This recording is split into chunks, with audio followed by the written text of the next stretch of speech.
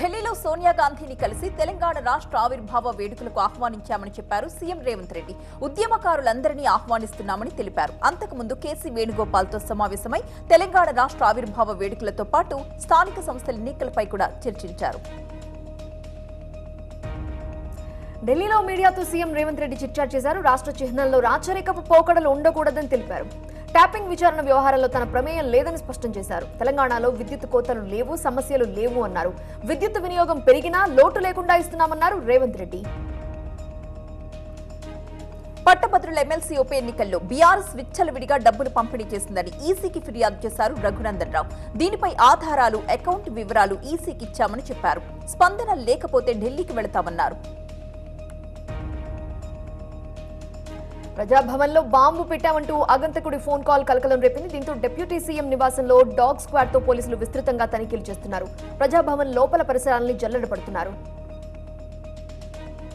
ప్రతి ఒక్కరూ వారి సమస్యలు చెప్పుకోవడానికి ప్రజాభవన్కి వస్తుంటారు. ఐవీఎఫ్ ఒక అధునాతన సంతానోత్పత్తి చికిత్స. అనేక దంపతులకు తల్లిదండ్రులు కావాలనే వారి కలను నెరవేర్చుకోవడానికి సహాయపడుతుంది. ఈ రోజే ఓఎస్ఎస్ ఫర్టిలిటీని సందర్శించండి. అందరినీ లోపలికి అనుమతిస్తున్నామని మంత్రి సీతక్క అన్నారు. ఆగంతకులు ఎవరు చేశారో తెలియదని, ఎవరిపైన అనుమానం లేదని అన్నారు ఆమె. ప్రజాభవన్ లోపల చెకింగ్ జరుగుతోందని స్పష్టం చేశారు. ధాన్యం కొనుగోలు టెండర్లలో భారీ కుంభకోణం జరిగిందని ఆరోపించారు బీఆర్ఎస్ నేత పెద్ది సుదర్శన్ రెడ్డి. టెండర్లలో పాల్గొన్న బిడ్డర్లు ఇక్కడ మిల్లర్ల దగ్గర డబ్బులు వసూలు చేస్తున్నారని తెలిపారు. ఆ డబ్బును వైజాగ్ లోని వివిధ బ్యాంకుల్లో జమ చేస్తున్నారని అన్నారు. ఇందుకు సంబంధించి పూర్తి ఆధారాలు ఉన్నాయన్నారు సుదర్శన్ రెడ్డి. నయీం డైరీ ఎక్కడికి పోయిందని ప్రశ్నించారు మాజీ ఎంపీ విహెచ్. బ్రిటిష్ కాలంలో తెచ్చిన చట్టాల్లో మార్పులు చేయాలని అన్నారు. రాహుల్ ప్రధాని అయితే పాత చట్టాల్ని మారుస్తారని చెప్పారు. ఫోన్ ట్యాపింగ్ దోషుల్ని వెంటనే శిక్షించాలని కోరారు విహెచ్. ఎమ్మెల్సీ ఎన్నికల్లో బీఆర్ఎస్ వైపే మొగ్గు చూపారన్నారు ఎంపీ రవిచంద్ర తాత మధు. కేసీఆర్ ఆనవాళ్లు లేకుండా ఎవరూ చేయలేరు అన్నారు. పాటలు, చిహ్నాలు మారిస్తే కేసీఆర్ చరిత్ర మారదని స్పష్టం చేశారు. తెలంగాణ తెచ్చింది కేసీఆర్ అనేది ఎవరూ చెరపలేరు అన్నారు. కాంగ్రెస్ పాలనలో లీకులు, లాకులు మాత్రమే నడుస్తున్నాయని విమర్శించారు కోరుట్ల బీఆర్ఎస్ ఎమ్మెల్యే సంజయ్ కుమార్. దృష్టి మరల్చడానికి ఫోన్ ట్యాపింగ్ అంశం మళ్లీ తెరపైకి తీసుకొచ్చారని మండిపడ్డారు ఆయన. మరో 2-3 నెలల్లో కాంగ్రెస్ జాతకమంతా బయటపడుతుందన్నారు ఎమ్మెల్యే సంజయ్.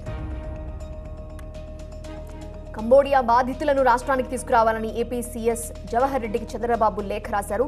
వందలాది మంది ఏపీ వాసులు కంబోడియాలో చిక్కుకున్నారని తెలిపారు. యువతను రాష్ట్రానికి తీసుకొచ్చేందుకు కేంద్రంతో సంప్రదింపులు జరపాలని సూచించారు. చంద్రబాబు వైరస్ తో ఈసీ ఇన్ఫెక్ట్ అయిపోయిందని సజ్జల రామకృష్ణారెడ్డి అన్నారు.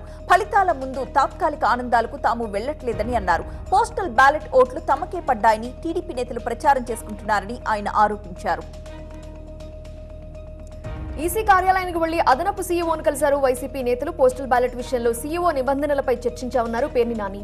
నిబంధనలపై మరోసారి పునరాలోచించాలని కోరామన్నారు. పోస్టల్ బ్యాలెట్ విషయంలో నిబంధనలకు పాత్ర వేశారని మేరుగు నాగార్జున అన్నారు. భయంతో చంద్రబాబు కుట్రలకు పాల్పడుతున్నారని ఆరోపించారు. పల్నాడు జిల్లాలో AP CEO Mukesh Kumar Meena DGP పర్యటించారు. నర్సరావుపేట కలెక్టరేట్ లో అధికారులతో భేటీ అయ్యారు. ఆ తర్వాత ఈవీఎం స్ట్రాంగ్ రూమ్లను పరిశీలించారు అధికారులు. వైసీపీ ఎమ్మెల్యే పిన్నెల్లి రామకృష్ణారెడ్డికి ఊరట లభించింది. 3 కేసుల్లో మధ్యంతర ముందస్తు బెయిల్ మంజూరు చేసింది కోర్టు. కౌంటింగ్ వరకు ఎలాంటి చర్యలు తీసుకోవద్దని ఏపీ హైకోర్టు ఆదేశించింది. ఎన్నికల అల్లర్ల కేసులో ముందస్తు బెయిల్ మంజూరు ఇచ్చింది కోర్టు. తిరుపతి అల్లర్ల ఘటనలో 37 మంది టీడీపీ నేతలపై పోలీసులు కేసు నమోదు చేశారు. పోలింగ్ తర్వాత ఈ నెల 14న తిరుపతి మహిళా వర్సిటీ దగ్గర అల్లర్లపై వైసీపీ ఫిర్యాదు చేయడంతో తిరుపతి, చంద్రగిరి నియోజకవర్గాలకు చెందిన టీడీపీ నేతలపై కేసులు నమోదయ్యాయి.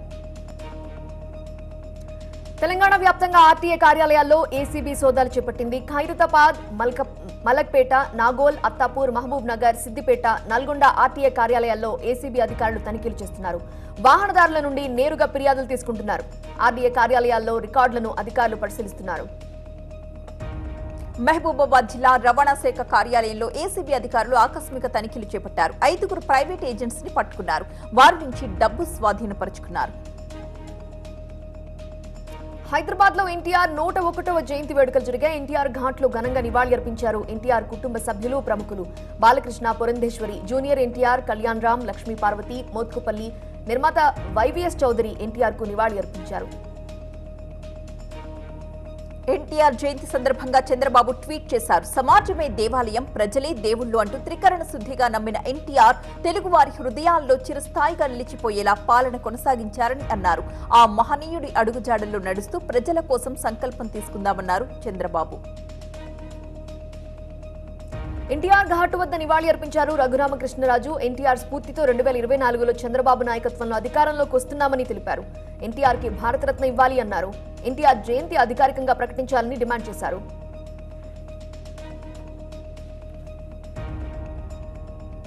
ఎన్టీఆర్ జయంతి సందర్భంగా సినీ నటులు చిరంజీవి, పవన్ కళ్యాణ్ నివాళులర్పించారు. ఆయన కీర్తి భావితరాలకు ఆదర్శమని కొనియాడారు. ప్రజా జీవితంలో ఎన్టీఆర్ చేసిన సేవలకు భారతరత్న పురస్కారం ఇవ్వాలని కోరారు చిరంజీవి. ₹2కే కిలో బియ్యం ఇచ్చిన ఘనత ఒక్క ఎన్టీఆర్ కే దక్కుతుందన్నారు పవన్ కళ్యాణ్. ఎన్టీఆర్ ఘాట్లో నివాళి అర్పించారు మాజీ మంత్రి ఎర్రబెల్లి దయాకర్ రావు. మొదటి నుండి తాను కాంగ్రెస్ కి వ్యతిరేకమన్నారు. ఎన్టీఆర్ తనకు రాజకీయ దేవుడు అన్నారు. ఎన్టీఆర్ కు భారతరత్న ఇవ్వాలని డిమాండ్ చేశారు ఎర్రబెల్లి. ఆదిలాబాద్ లో పత్తి విత్తనాల కోసం రైతులు భారీగా తరలి రావడంతో ఉద్రిక్త వాతావరణం తలెత్తింది. ఉదయం నుంచి విత్తనాల కోసం పడిగాపులు కాస్తున్నారు రైతులు. స్టాక్ లేదు అనడంతో ఆగ్రహం వ్యక్తం చేశారు. దుకాణాల్లోకి తీసుకెళ్లేందుకు యత్నించడంతో పోలీసులు వారిని అడ్డుకున్నారు. పోలీసులు రైతుల మధ్య తీవ్ర వాగ్వాదం, తోపులాట జరగడంతో చెదరగొట్టారు పోలీసులు. సిద్దిపేట జిల్లాలో జిలుగు విత్తనాల కోసం రైతులు పడిగాపులు కాశారు. దుబ్బాకలో జిలుగు విత్తనాల కోసం షాపుల ముందు రైతులు క్యూ కట్టారు. విత్తనాల కోసం తెల్లవారుజాము నుండే బారులు తీరారు అన్నదాతలు. సరిపడా జిలుగు విత్తనాలు అందించాలి అంటూ రైతులు డిమాండ్ చేస్తున్నారు. ఏపీలో అడ్డగోలు సిజేరియన్స్ పై చర్యలు కొనసాగుతున్నాయి. తాజాగా కర్నూలు, కడప జిల్లాల్లో పలు ప్రైవేట్ ఆసుపత్రులకు నోటీసులు ఇచ్చారు అధికారులు. కర్నూలులో MLA, GNR, Shri Gayatri, sunrise, KM hospitals లో తనిఖీలు చేశారు. కడప జిల్లాలో 25 హాస్పిటల్స్ లో తనిఖీలు చేసి 5 ఆసుపత్రులకు నోటీసులు ఇచ్చారు. మేడ్చల్ జిల్లా మేడిపల్లి పోలీసులు పిల్లల్ని విక్రయిస్తున్న ముఠాన్ని పట్టుకున్నారు. ఢిల్లీ కేంద్రంగా పిల్లల విక్రయాలు జరుగుతున్నట్టుగా గుర్తించారు.